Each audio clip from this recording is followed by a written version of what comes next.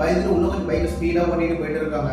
உடனே தினேஷ் என்ன சொல்கிறாரு, அந்த உருவத்தை பார்த்தியா, நானும் பார்த்தேன்னு மனோஜ் சொல்கிறாரு. ஓகே சொல்லிட்டு ரைட் சைடில் ஒரு அம்மன் கோயில் இருக்குது, அவங்க போயிட்டு பூசாரி இந்த மாதிரி சொல்கிறாங்க, இந்த மாதிரி ஒரு உருவத்தை பார்த்தேன் ஐயா, அதை எனக்கு துரத்திட்டு வர மாதிரி பயமாக இருக்குது சொல்லும்போது அந்த பூசாரி என்ன சொல்கிறாரு, அந்த எலும்பு ஸ்கூல் அம்மன் கிட்ட இருந்து எடுத்துகிட்டு வந்து சொல்லிட்டு மனோஜ் கிட்டே தினேஷ் கிட்டே கொடுக்குறாரு. ஓகே சொல்லிட்டு என்ன பண்ணுறாங்க, அங்கே வந்து கிளம்பும் போது அதுக்கப்புறம் பூசாரி என்ன சொல்கிறார், என் காரணத்துக்கு வந்து எந்த சத்தம் கேட்டாலும் திரும்பி மட்டும் பார்க்காதீங்க அந்த மாதிரி சொல்கிறாரு. ஓகே சொல்லிட்டு இவங்க அந்த பைக் எடுத்து கொஞ்சம் தூரம் போயிட்டே இருக்காங்க.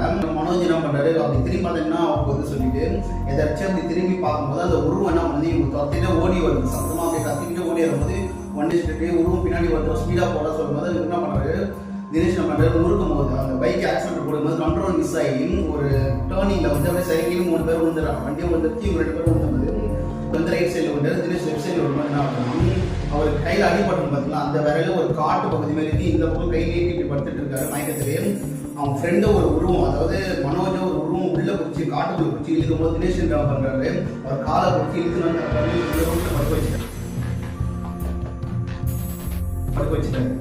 படுக்க வச்சுட்டு இந்த கையை பார்த்தோன்னா அங்கே ஒரு அந்த வீட்டில் செய்யும்போது ஒரு ஆணி குத்தின்னு பார்த்தீங்கன்னா ரத்தம் சொல்லிருக்கோம், அந்த கை விரலே இல்லை.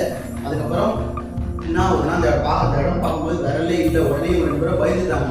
இந்த இடத்துல நீங்கள் இருந்தால் என்ன பண்ணுறீங்கன்னு சொல்லிட்டு கமெண்ட் பண்ணுங்க.